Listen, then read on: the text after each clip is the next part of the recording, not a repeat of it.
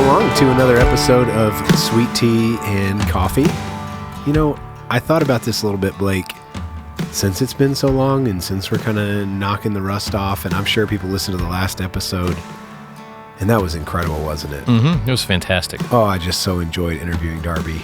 Yeah. There was so much more we could have said, but I hope you enjoyed that. But I also just realized, man, we got a lot of rust to knock off. And in the time since recording the podcast began and then starting again, I've turned 40. Mm-hmm. It's gotten old. I'm old. And by the time this season ends, I'll be 40. So I think we just need to, here's what I wanted to do. We need to update the people on our aging process. And so here's what I wanted to ask you. What is your go-to chill out, have a great Saturday activity now that you're an old man?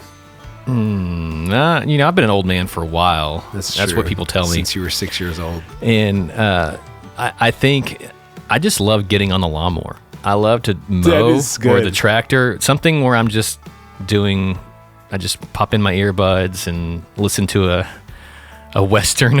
Yeah, here we go. Tell them what's in your ear. A Western audiobook? Yeah, usually like... Do you have a favorite Western book? Right now, I'm like 15 books into the Longmire novels, which is a sheriff in Wyoming. There's a TV show also. Okay, but yeah, that's my just you, Longmire, and a tractor. That's a great Saturday afternoon. All right, so folks, just close your eyes and just picture that for a minute. That's what leisure time looks like in Blake's ripe old age. I don't know, just helping the people. Yeah, get to know us a little what bit. is yours? I don't know. This question wasn't about me. The excitement of today is that we've got Seth Hoffman. Okay, so it's not just sitting in a lazy boy on a Saturday afternoon. No, I'm still active, Blake. Okay, I've still got a few more years of being active. We do have Seth in the house today, which is exciting. He's not old. He's a young man. We're going to get all the new perspectives. But interesting about Seth is that he has just like our last guest, Darby, he has a long history here at Fredonia Hill, has been a part of our church family in a bunch of different ways, and is now on staff. And I think people are going to get to enjoy knowing Seth, filling in maybe some of the blanks from before he arrived with us, and then his time spent away from us for a little bit before he came back. So excited about this interview, aren't you? I am ecstatic. I'm about to lose it right now. Jump up out of this chair. Okay, let's go.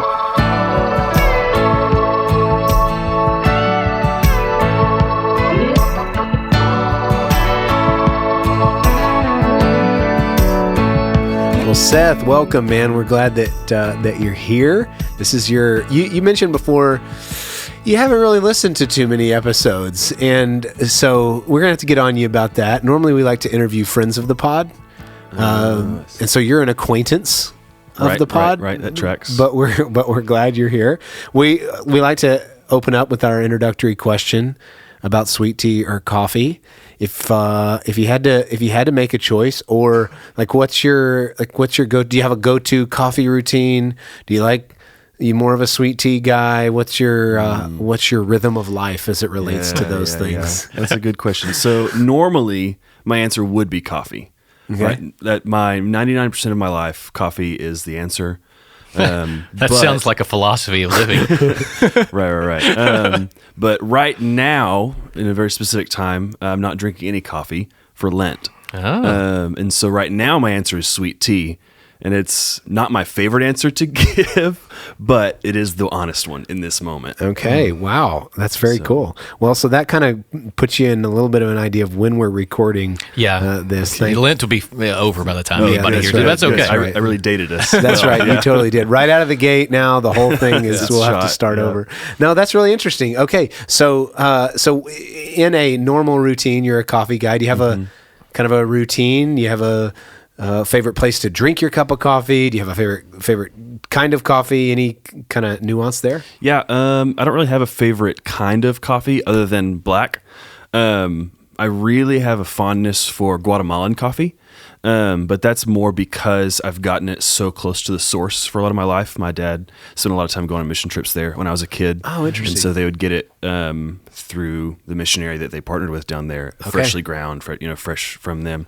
It's just wonderful. Yeah. And so my favorite place is either Java Jack's, which is obviously, but also my front porch, especially in the summertime because it's got fans out there that they spin up real well.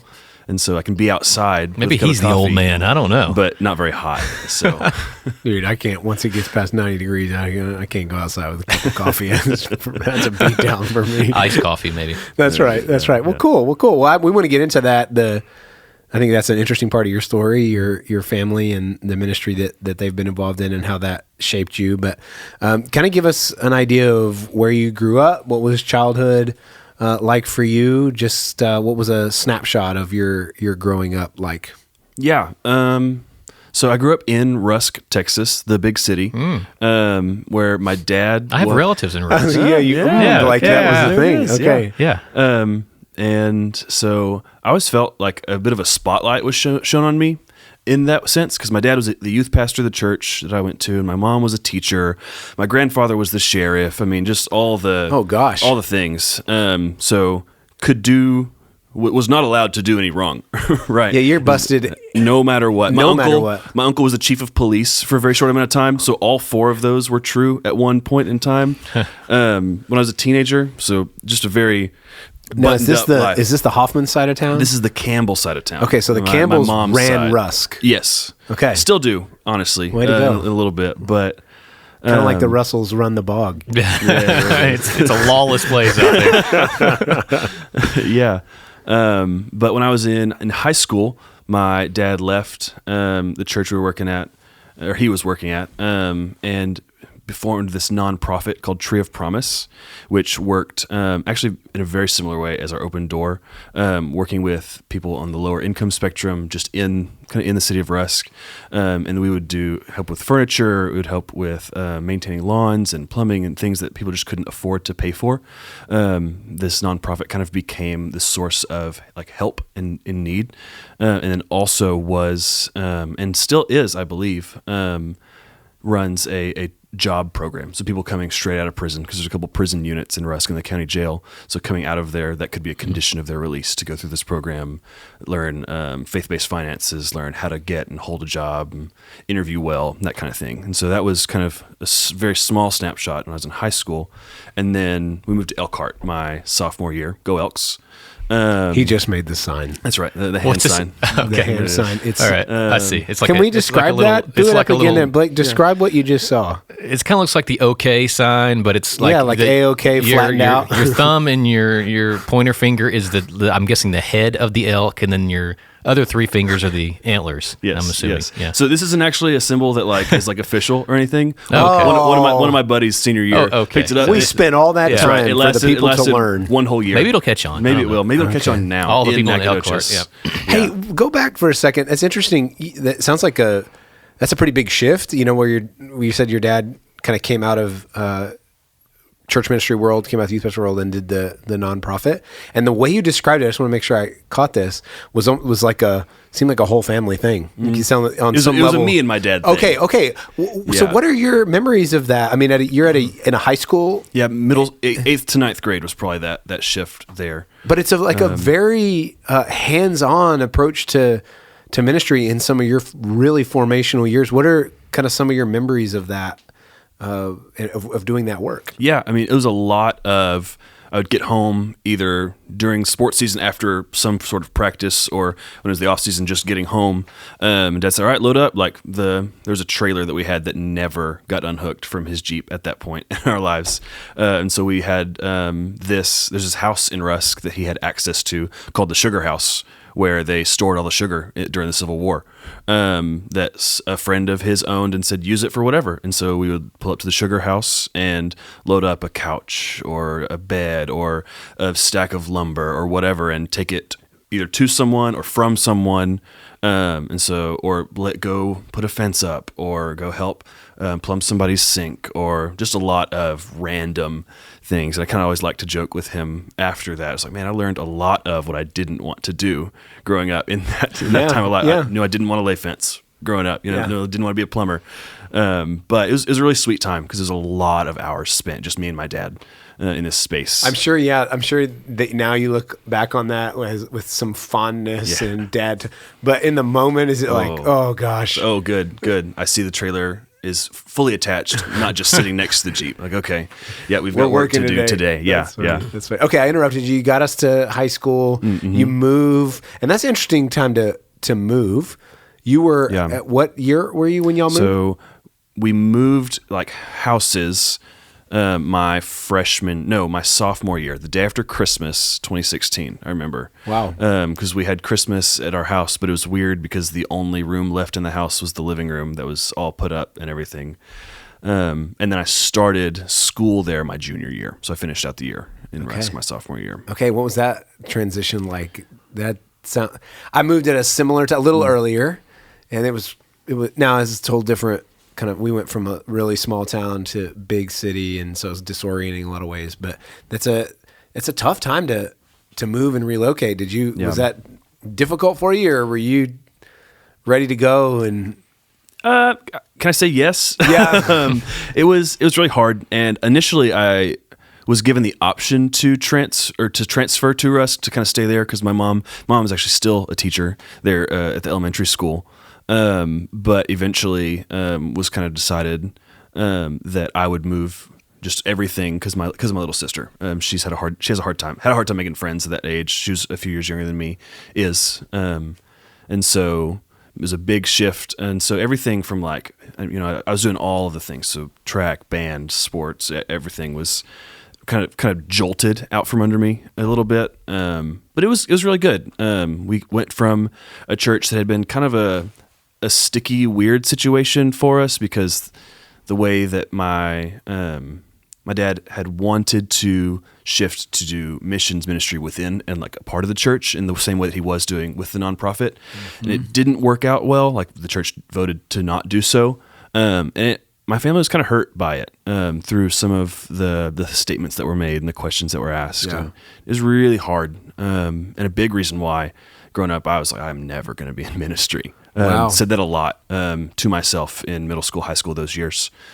But it was really good. We went to a church that loved and loves my family dearly.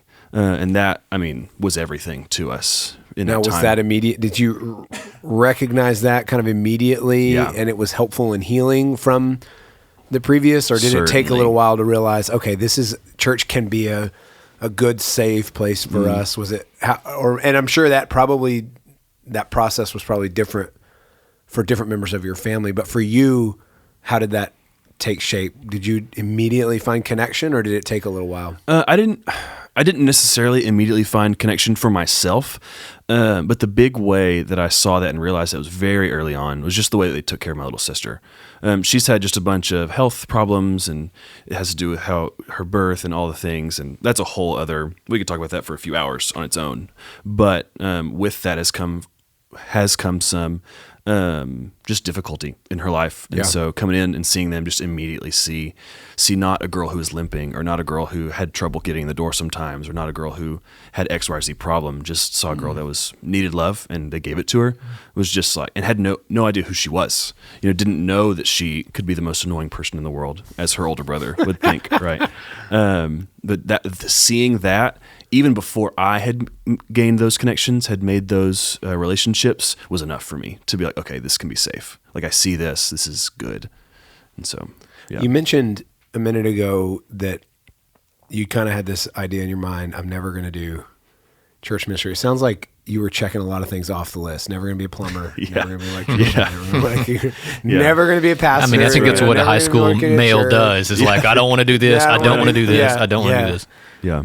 Talk a little bit specifically about the church component of it, and how did you go from a guy that his family had been hurt by the church, and you saw that up close and personal, to now you move to this place that seems to love in a very different way and embraces your family, and how did that impact your trajectory in terms of call to vocational ministry, and did that church kind of cause you to maybe rethink that a little bit, or did you still go through those years with that's never going to be me sort of mentality? Yeah.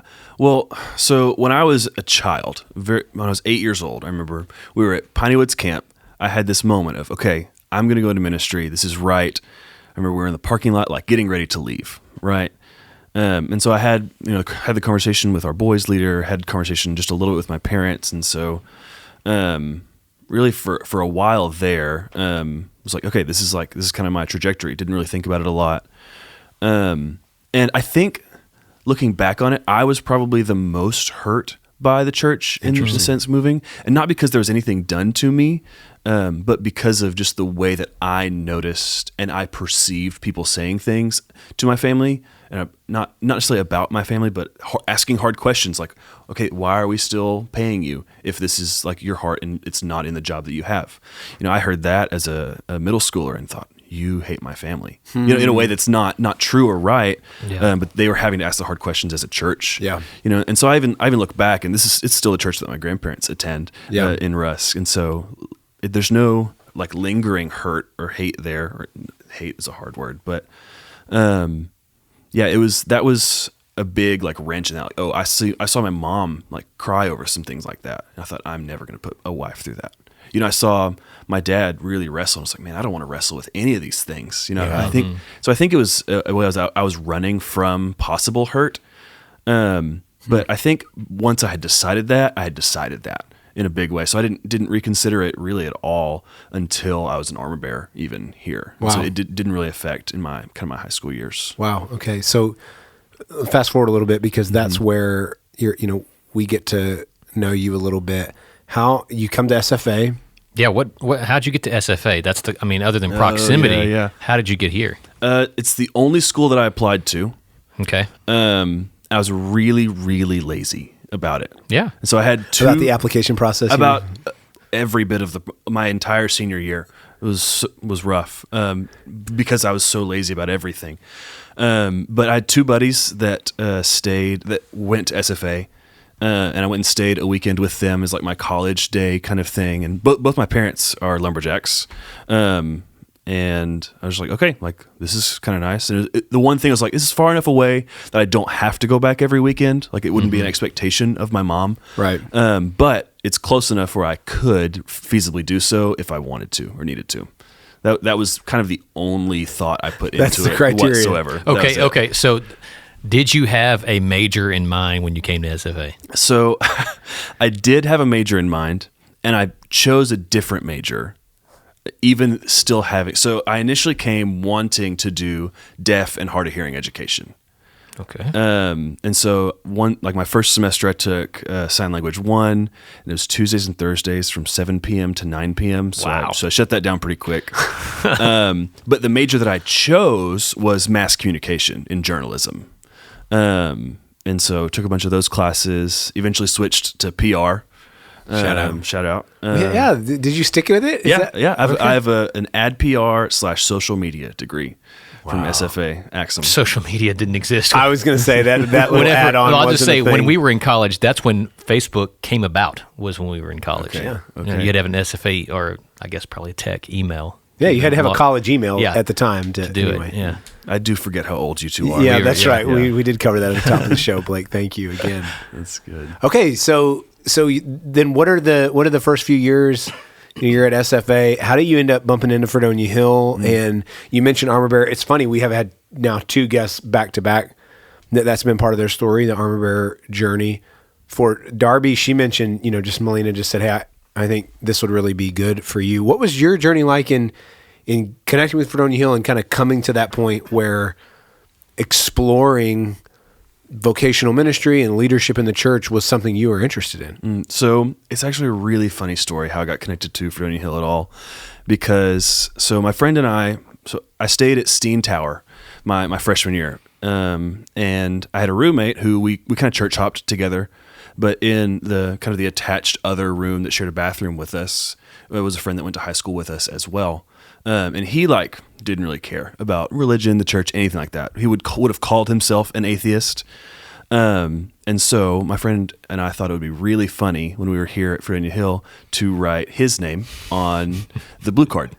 And so we did. We said we were interested in meeting with the college pastor. We turned it in.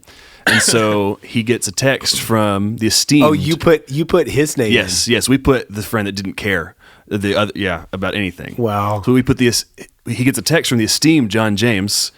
He's like, "Hey, this guy texted me wanting to get lunch." We die laughing. We explain it. We expected to go nowhere, and then he goes, "Oh, well, I said yes."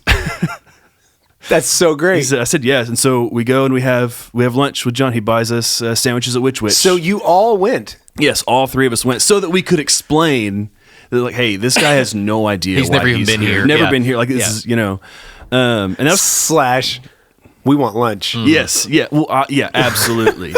And so that was kind of the extent. This is my freshman year, and I kind of decided to keep going to here, and the main reason was because my roommate really liked a girl that went here, and so I kept showing up, but didn't really plug in at all my freshman year.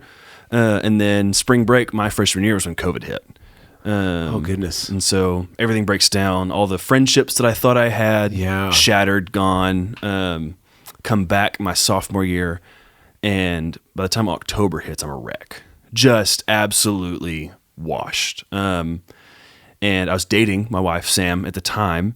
And I was like, I don't know what to do. I was crying my eyes out, crying out to God, like, God, give me a people, because I just knew that's what I need. God, so that was you said I was just washed. Was that that was the root of it? Was just so disconnected from all relationship, like your world had just been kind of tipped upside down, or what was going on? Yeah, well, so I was staying in an apartment with those same two guys that year, and we had kind of been on the outs for a few months, and because it was COVID and all these things, there was no new relationships being formed anywhere.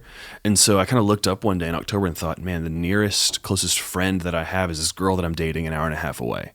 And that's the extent of my community. And that just broke me. I just realized this is not what life is. Like this can't be all that life has to offer. And so Sam was actually the one that told me, he's like, you've been talking about signing up for this life group for weeks. Why don't you just text John? Why don't you just text him and be like, hey, can we have lunch? I'll sign up. Yeah. Cause I had actually signed up for one, probably the semester before, but due to some, communication misunderstanding, he texted a different Seth. The details. Our wires just all crossed. They just got crossed. And so I was like, man, well, I guess I didn't get in. Gosh. Oh man. So I texted him, I was like, hey, I don't know if I didn't get in or didn't make the cut in the program, but I'd really love to join y'all. And so he texted me, and I got connected that fall. And then that spring, just more and more got deeper and deeper connected. Met 3 of my 5 groomsmen in that one life group. Wow. Who was the host of that group? Do you remember? John. It was at the James house. Okay. Yeah. And then that spring break trip went to San Marcos with the college group. I went camping, and all of the hijinks that happened that week. And that was kind of the spark. I said, okay, we're gonna all meet together, these guys. We're gonna all go through, I think it was the master plan of evangelism with John. And then it was through those conversations and that relationship that he asked us all to be armor bearers. That's cool. Yeah. Yeah. And so you're talking about Reed and Asher, I guess, at that point too. Yeah. And that third guy would have been Jonah Long. Oh yeah. Jonah. Okay. Drummer Jonah. That's right. That's so cool. Okay. So then you step into AB, and at this point, is this the first time that you've maybe started to really think about whether or not ministry was going to be vocationally something that we were going to take on, or was it even after that? Were you even thinking that when you took on AB, or was it just more, hey, this is a way I can lead in a new way? What was going through your mind in that process? So there wasn't, in this process, there wasn't actually a lot going through my mind. I was about 2 months out from proposing to Sam, and John asks us this, and he had known this. We'd been talking about it and showed them the ring and everything, and he tells us he'd like us to be armor bearers, and it just immediately I go, I'm going to have a hard time saying no to this. And I don't know fully what my reasoning was, other than I wanted to be in deeper relationship with the guys at that table, with John and Reed and Asher. Yeah. And so every chance that I got to jump at that, I did. But John asked me, I started in June, and he asked me that summer, he said, is vocational ministry something you're thinking about? And I laughed in his face. I was like, no way. We were in my truck, and I literally laughed at him. It's like, absolutely not. Like, I've seen so much hurt. I've seen so much pain. I don't want any of this. But I'll do armor bearer. Right. So interesting. Yeah. But then every day that summer, from that even before that conversation, but every day that summer, I kept thinking about this memory that I had when I was 8, being at Piney Woods, thinking, yeah, I need to go into ministry. Yeah, ministry's like what it is for me. And I could not get it out of my head. Interesting. It was being beat over my head with a mallet. And it kept being so until the armor bearer retreat at the end of that summer, where all the staff came and went to, I think it was Lake Sam Rayburn, and tubed, and Becky cheated at everything. And that's, yeah, we've all got receipts on Becky. That's right. But we're all sitting in a circle, and we're all telling our stories.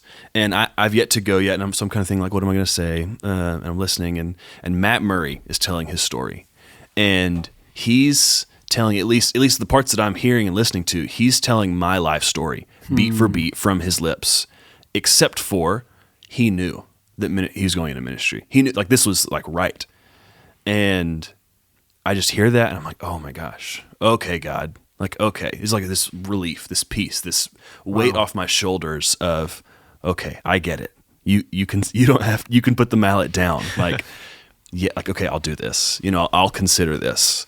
And from then, it's just been, anytime I've even attempted to consider a different career, it's a wall. And even before then, it had been a wall. Like, what am I going to do with my advertising degree? That silence was exactly what I was able to think of. I guess I'll be an ad executive. No idea. I still don't know what that means. But yeah, it was kind of that summer that really wrenched it back to me. That's interesting. So where that would have been at the very beginning of your your armor bearer journey, right? Yeah. Yeah. So then you get to go through that process with at least that in your mind that, okay, I'm now taking steps towards something that is going to be part of my future. You did AB for a year, or yeah, okay, you did 1 year. You went 1 year, and then got married. That's right. And then immediately, kind of, you were taking the next step. And I remember that whole decision process of, man, what do we do? Should we go? There was an opportunity to go and serve at a church in Lubbock, as a what was the title? As a residency program, college right? ministry resident. College ministry resident. And that seemed to be kind of the next obedient step, but it was the first one that was really kind of put you out of your comfort zone. It was a move a long way from family. You were doing this as a newly married couple, and what was taking that leap like? And it was an unpaid position, wasn't it? It was a support raised position. Support raised. Yeah. I mean, so there was so much going on in that. What was that taking that leap like for you guys? Yeah, it was hard. Yeah. Especially considering the biggest thing for me was being a newly married husband, and recognizing that if I didn't get support raised, then I was failing as a husband, right? I wasn't providing for my new family. And there were actually 2 opportunities kind of on the table for us. There was to go and be actually a youth minister at a church in Longview, and then there was this place in Lubbock. And each time these decisions, there have been several of these decisions that have kind of come in my life. I don't know how the decision gets made. And so it's kind of just like letting the Lord make it as clear as he can, which is ultimately right. Mm-hmm. And so I walked as far as I could through both processes, like letting them know, like, hey, there's 2 options that I've got, to the point where I was told that I had the job in Longview. And so I was like, okay, great. Like we'll keep going in this until something changes, And I've learned now that there was a medical emergency that happened in that whole process with their lead pastor that kind of shot everything away. But I've yet to hear from that church. Wow. I had last interview, got dinner with them and their family, and they said, okay, like we'll call you after this camping trip you're going to go on. Because I go on an annual one with my dad and my brother in honor of my grandfather. And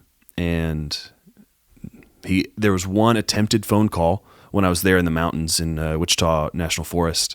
But then that was it. And so called back, tried to get in contact with them and nothing. Wild. And so I was like, okay, Lord, like this is about as clear as you can possibly make it. Yeah. And so, and even in that moment, it was kind of where Sam also got peace of like, even this, like, I don't know, I don't want to do this, but I trust you, and I trust that the Lord's going to lead us well. So we moved to Lubbock that September, and I worked at Texas Tech for a semester while I was support raising, doing any and every odd job that you could think of, from laundry for the custodial staff to moving like conference rooms around to like taking the recycling out, just as a job that I had to have until I started in January in Lubbock at the church.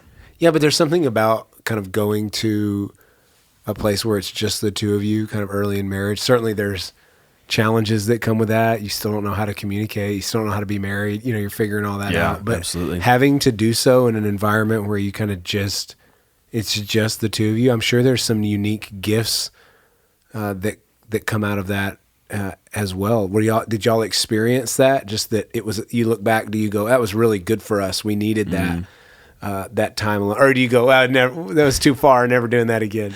Once again, I think the answer is yes. Because it was a really sweet time for us, because we were our community for a long while. Young adult community, especially at the church that I was working at, was a really hard and fraught thing that didn't work out well unless you had gone through their college ministry and formed those bonds and stayed. And so we kind of look back at this time, but we were so close. We were just like linked in a way that obviously in marriage that we had yet to be in a new place together. We were kind of forging through, but also we had to rely on each other even further because we didn't have any other support to be able to do so. And so that was a really sweet time for us to be able to figure those things out together. So you go through that residency. That was a 2-year program, right? Or a year and a half? It was a year and a half. Okay. Yeah. Okay.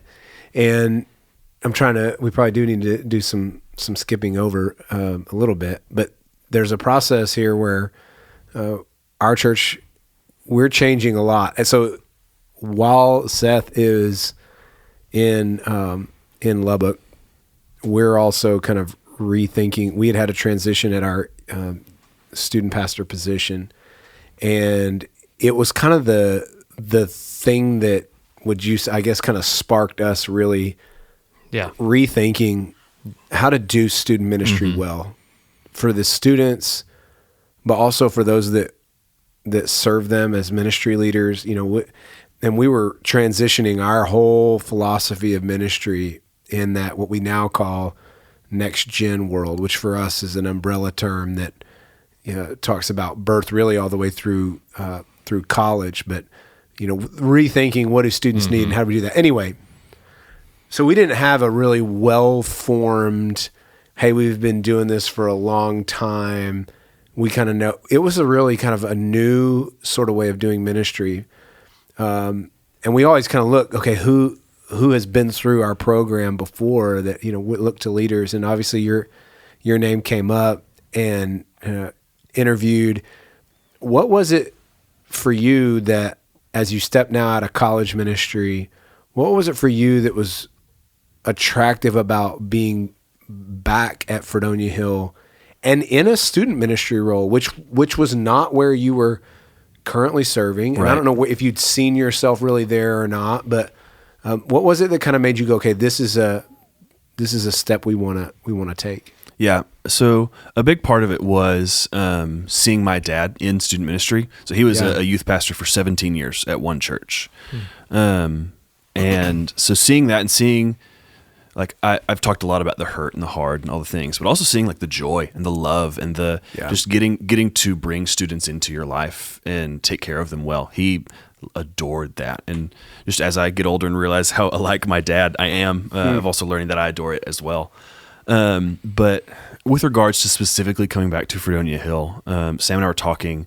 It was New Year's Eve, so the day before New Year's Eve of 2023, I guess. And we're like, okay, what's the future look like? I had about 6 months left in my residency, and I kind of made the joke, like, if Fredonia Hill's hiring, I'm applying. Like, I want to be there, just because of the community that we had, and just recognizing like that it has been the biggest way that I've seen the Lord move and have favor in our lives just ever has always been through community. And recognizing that a lot of our friends from college had stayed, or we had made a lot of friends that weren't just specifically college students. Yeah. And so we mourned all the time not being in Nacogdoches while we were in Lubbock. And so Sam kind of looks at me like, what are you doing? Like, and she goes, Seth, they've been hiring for a while now. Yeah. Which really made me have to get a heart check, because I was full steam ahead in college ministry. I was not considering anything outside of that realm up until that moment. But I had to ask these questions of why. Why am I wanting to do college ministry? Why am I so focused in on this? And part of it was because I loved it. I loved the students that I had got to mentor. I loved all of the things, being able to be a step ahead of them, and like just have them. I was like, hey, I was just here. Like, I can answer these questions. It was really sweet in the specific life stage that I am in. But I kind of had this moment of realization is that I want to raise up leaders. I want to be in the church, in the place that we're in, where it feels like the gospel is declining everywhere around us. I want to stand in that stopgap and raise up these leaders that are going to go and bring the gospel everywhere that they are. And that's what I wanted then in college ministry. And it's the exact same here in student ministry. And 14-year-old boys and 19-year-old boys are not different. I thought that coming in. I can confirm it after about 8 months here. They have the same thoughts. They have the same troubles. Neither of them can talk to girls. Like, they're the same people. So that's been a big help as well. Yeah. That's interesting. Well, people don't. I think most of our church family probably realizes this if they were paying attention to y'all's journey. But that decision to come here was taxing on your family. I mean, Sam was finishing up her nursing degree. And so to say yes to this was not just this real euphoric, like, hey, we get to go back to Nacogdoches and whatever. It required you saying, hey, if we're going to do this, you're going to live here for 9 months. Was it 9 months? 7 months. 7 months. And I'm going to be there, and we're going to see each other and as we can, but it's not going to be like normal. You know, that's a heavy cost. That's a heavy price to pay. What would you say? I know you'd probably say we would never do that again, maybe, or never want to do that again. What would you say during that time was the most formative thing that you've seen looking back for you guys that came out of the difficulty of those 7 months? Yeah, I think I've talked a lot about community, but it taught me to rely on them and not just appreciate them as friends and in the good and the, like, being able to go to them in their hard times, but having to go to them when I'm struggling is not something that I'm good at. And so having to learn that in this process was really, really good.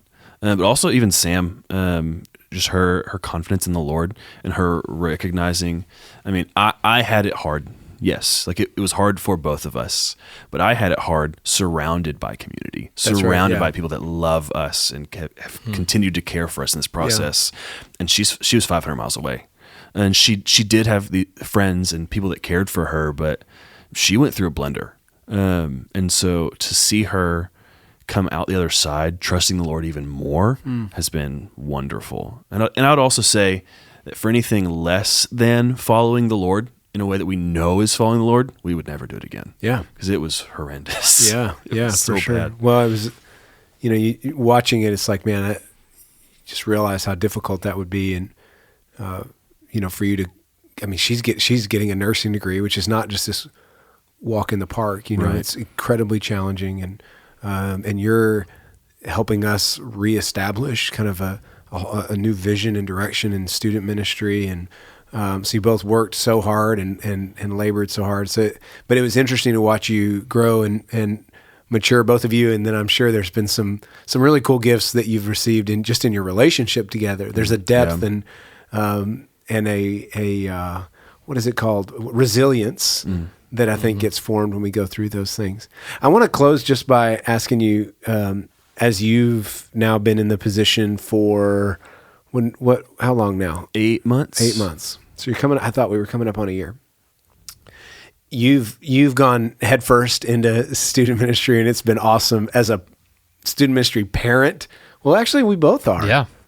We are getting old. We are getting old. It's been cool. It's been cool just to watch the impact that you've had on our family and our kids, and they've loved being in your program, and it's been really neat to watch that. What would you say as you've stepped into student ministry and you've gotten to know these kids and getting to know, I think, more even just their generation and the things that they wrestle with? What do you think? Well, let me, 2 questions. What do you think the biggest challenges that they face are? And then what gives you the most hope about this generation as you've gotten to really know them intimately? And you can feel free to answer those whatever order, but Yeah. I think just for hope to start with that, they really care about the gospel.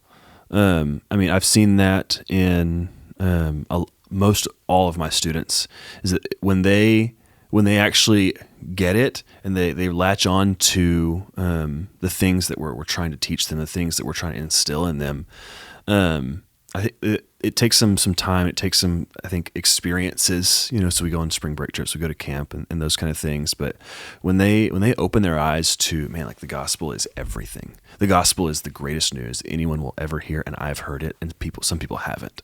I've seen that eye opening be happening over the last few months. And to see that in anyone is great and wonderful and awesome. But to see that in someone who is still being raised up and about to be sent to who knows where with that gospel, it gives me so much hope. yeah. I think the challenge is that there's not a lot of that outside of this, like these places, these walls that we kind of come to. I think there's a lot of anti that even. Interesting. There's a lot of antithesis or antipathy towards the gospel right now in their generation. Even in the youth group, we see remnants of that kind of try to rear its head, and so that's a big challenge for them to come to. Even just like hearing falsehoods just be thrown at them. Yeah, you know, Jesus isn't God. Jesus was this other pagan thing. Jesus was just a man. You know, and then to hear them try to back it up with things that are just outright wrong. But they've not been raised. They don't have the tools yet to deal with them. Yeah. And so they're trying to form themselves with these falsehoods. It's a big challenge, I think, for them right now. I'm so glad you said that. I think that people, probably Blake in our generation and older, I think we still, to a degree, have a hard time getting our mind around that because, you know, as we grew up, it was still, especially if you grew up in the South, this Bible Belt, like it was still at least it was a culturally Christian environment. Yeah. And there wasn't, I mean, you would occasionally come across some resistance, but for the most part, kind of everybody just went along with the ethics of Christianity and maybe was by name Christian. And I think people in our generation and up have a hard time realizing how much that's changed. And there's kind of an assumption that there's still that way. We're worried about the things that we see in culture, but there's maybe still this remnant or this thing to be rescued called cultural Christianity, and our kids are really growing up. That's just not the case at all. When they go to school, everything that they're involved in is a totally missional environment, and it comes with unique challenges. But I love how you said, but the thing that you're also seeing is that when they get hold of the gospel, they're kind of fearlessly and they may be stumbling with it, but they're fearlessly going into those spaces, ready to proclaim hope that is in Jesus, which is so exciting. And I love the way you said it, like that gives me a lot of hope. So that's really cool, man. Thank you for sharing all of that. I hope, church and listeners, friends of the pod, I hope that's helped you to get to know Seth a little bit. There's a whole lot more to his story, and we hope that you're able to get to know him more as he and Sam are now here, and they both live here now. And praise the Lord. Yeah, praise the Lord. So, but thank you so much for sharing that with us. This is only episode, well, I don't know what count we're on. We're in the 70s, I think. 74. This is 74, but this is only episode 2 of this season. We've got more guests to come. Excited about some of these interviews. Blake said that he's gotten yeses from some people that have said no before. So we'll make sure we call them out real good as you should, as they jump on. Yeah, so, for sure. Again, Seth, thank you. Blake, tell folks where they can. Yeah, give we us want some we feedback. want to hear from you. I know Kendall's looking for a new hobby as an old man, so you can email those hobby suggestions. There we go. To stc@fredoniahill.org, or you can send us some guest suggestions. We'll take those too, but we'd love to hear from you. That's all I've got. Oh, you messed up my line. Let's try again. All right.